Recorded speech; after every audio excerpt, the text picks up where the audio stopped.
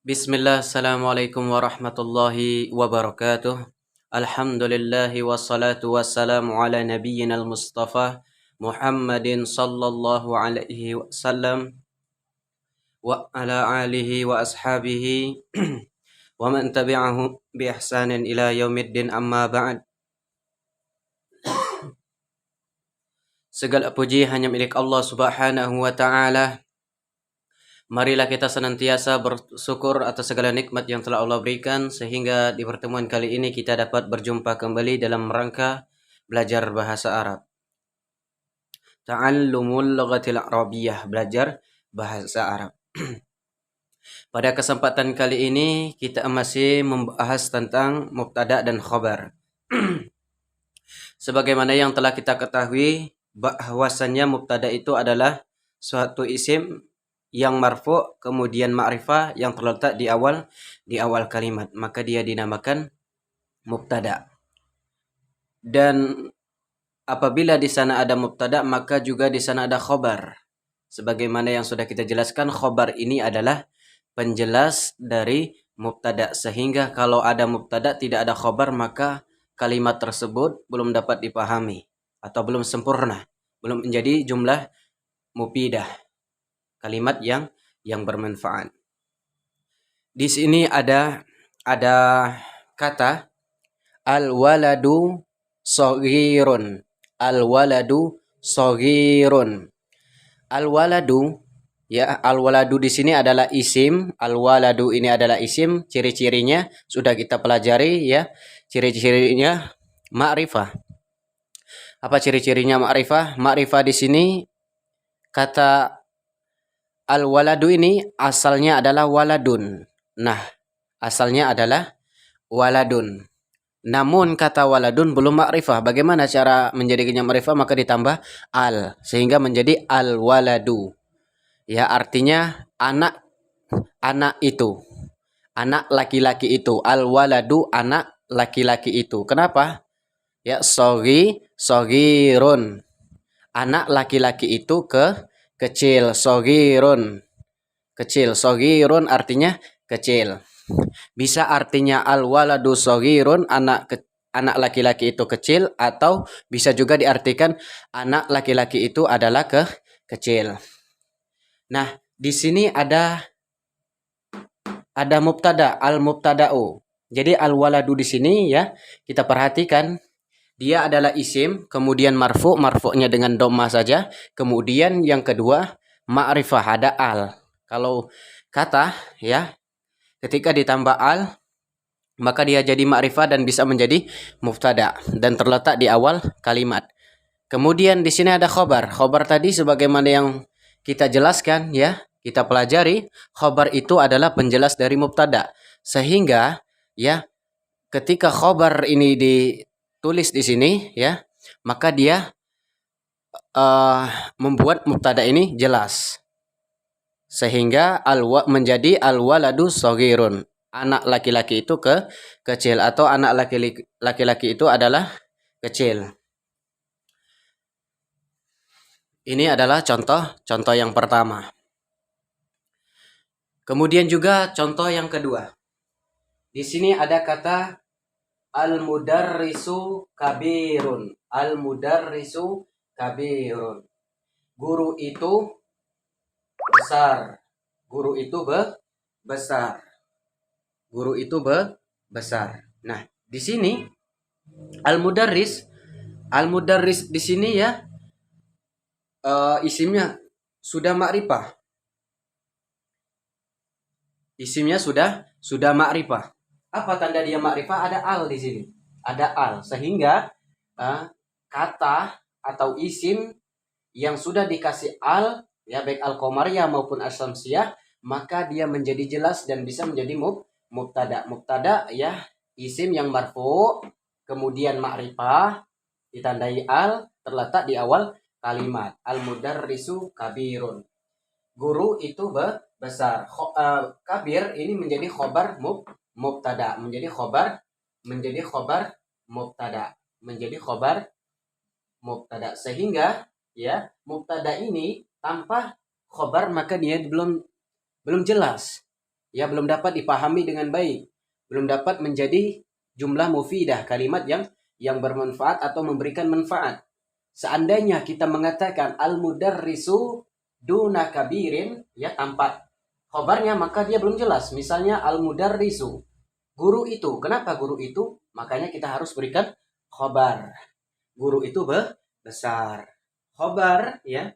Kabir di sini menjadi khobar al-mudarris. Al-mudarrisu kabirun, al-mudarrisu menjadi mubtada, kabirun menjadi khobar untuk mubtada. Ini adalah contoh mubtada dan khobar. Kemudian perlu kita ingat, perlu kita ketahui bahwasanya jumlah, ya, kalimat di dalam bahasa Arab itu terbagi menjadi dua sebagaimana yang telah kita jelaskan, ya, di pertemuan sebelumnya. Ya, jumlah artinya kalimat di dalam bahasa Arab terbagi menjadi dua. Yang pertama jumlatun ismiyah, ya, kalimat yang diawali dengan isim, ya, yaitu yang kita contohkan saat ini, ya, al-waladu isim, al-mudarrisu isim. Nah, yang pertama kalimat yang diawali dengan isim dinamakan jumlah ismiyah. Kalimat yang diawali dengan isim. Kemudian yang kedua, ya, jumlatun fi'liyah, ya, kalimat yang diawali dengan fi'il. Kalimat diawali dengan fi'il. Adapun mubtada dan khobar, adapun mubtada, ya, maka dia diambil dari satu dari bagian dua jumlah tadi, yaitu diambil dari jumlah ismiyah. Ya, jadi mubtada ini hanya bisa dibuat, ya, dari jumlah ismiyah, kalimat yang diawali dengan isim. Lalu bagaimana kalau kalimat yang diawali dengan fi'il, ya, baik fi'il madhi maupun mudhari', maka dia tidak dapat dijadikan mubtada dan mubtada, ya. Adapun khobar, ya, maka dia banyak sekali sebagaimana yang kita jelaskan juga di pertemuan sebelumnya. Bisa dia berupa jumlah ismiyah, bisa juga berupa jumlah fi'liyah, bisa juga berupa jumlah sibhul jumlah, kemudian jar dan majrur. Ya, ini adalah kelebihan khobar. Adapun mubtada maka dia hanya bisa diambil dari jumlah ismiyah. Kemudian, ya, contoh jumlah fi'liyah. Kita akan mencontohkan jumlah fi'liyah. Adapun sebelumnya barusan itu adalah contoh dari jumlah ismiyah. Adapun sekarang kita akan mencontohkan, ya, bagian dari jenis jumlah atau kalimat, yaitu dinamakan jumlah fi'liyah, yaitu kalimat yang diawali dengan fi'il. Ya, semua kalimat yang diawali dengan fi'il, ya, maka dia dinamakan dengan jumlatun fi'liyah. Kalimat yang diawali dengan fi'il, baik fi'il madhi maupun fi'il mudhari'. Kemudian kita lihat di sini, kita perhatikan zahaba. Zahaba ini adalah fi'il madhi. Ya, fi'il madhi. Ya, yang artinya menunjukkan waktu yang sudah terjadi. Kata kerja, ya, fi'il madhi, kata kerja yang menunjukkan waktu yang sudah terjadi. Contohnya adalah zahaba al-waladu ila al-masjidi. Zahabal waladu ila al-masjidi. Ya, zahabal waladu ila al-masjidi. Zahaba adalah fi'il madhi, ya, kata kerja yang menunjukkan waktu yang sudah terjadi. Kemudian al-waladu, ya, ini sebagai fa'il. Ya, di dalam bahasa Arab dinamakan fa'ilun, ya, yang artinya adalah pelaku. Ya, yang artinya adalah pelaku. Zahabal waladu, anak laki-laki itu telah pergi. Anak laki-laki itu telah pergi. Kalau kita tulis fi'il saja, misalnya fi'il madhi zahaba, telah pergi. Siapa yang telah pergi? Maka kita tambahkan fa'il. Anak laki-laki itu telah pergi. Ila, ya, ke al-masjidi, masjid. Jadi artinya anak laki-laki itu pergi ke masjid, atau ilah ini bisa juga diartikan menuju, ya. Anak laki-laki itu telah pergi menuju masjid. Anak laki-laki itu telah pergi menuju masjid. Seperti itu. Zahaba adalah fi'il ya, fi'il madi yang diartikan telah pergi, al-waladu sebagai fa'il ya. Anak laki-laki, ilah adalah harful jarri ya, huruf jar. Huruf jar ini adalah fungsinya ya mengkasrohkan kata atau isim setelahnya. Ini kan al-masjid. Al-masjid asalnya al-masjidu. Asalnya al-masjidu. Ya, kenapa ditulis al-masjidi? Ya, kenapa ditulis al-masjidi? Karena ada ilah. Ilah ini fungsinya mengkasrohkan kata atau isim setelahnya, baik dia kasroh, hanya kasroh saja ataupun kasrotain. Kalau kasroh saja ya ada al, tapi kalau kasrotain alnya tidak ada sehingga ditulis masjidin. Tapi kalau ada al maka dia harus kasroh saja. Itu kaidah di dalam bahasa Arab dinamakan ya isim majrur. Isim yang majrur disebabkan apa? Huruf jar sebelumnya. Kemudian ya perlu kalian ketahui juga ya, fi'il itu di dalam bahasa Arab ada namanya fi'lul lazim dan ada juga fi'lul muta'addi. Fi'lul lazim di antara salah satu contohnya adalah zahaba. Zahaba ini adalah fi'lul lazim. Artinya kata kerja yang tidak membutuhkan objek ya, atau maf'ulun bih ya, atau maf'ulun bih seperti contoh yang di bawah ini ya. Insya Allah kita akan bahas juga di pertemuan mendatangnya mengenai masalah fi'il lazim dan fi'il muta'addi. Kemudian kita beralih ya, kita pindah ke contoh yang di bawah. Akala al-waladu al-khubza amamal baiti. Akala al-waladu al-khubza amamal baiti. Akala al-waladu al-khubza amamal baiti. Akala di sini ya adalah fiil juga. Kenapa? Karena dia terletak di awal kalimat. Akala. Akala di sini adalah contoh dari jumlah fi'liyah. Kalimat yang diawali dengan fiil. Artinya makan. Al-waladu sama artinya yang di atas ya. Anak laki-laki. Sebagai apa? Sebagai fa'il. Sebagai fa'il. Kemudian al-khubzah ini sebagai maf'ulun bih di dalam bahasa Arab ya. Kalau di bahasa Indonesia dinamakan objek ya yang dikenai pekerjaan.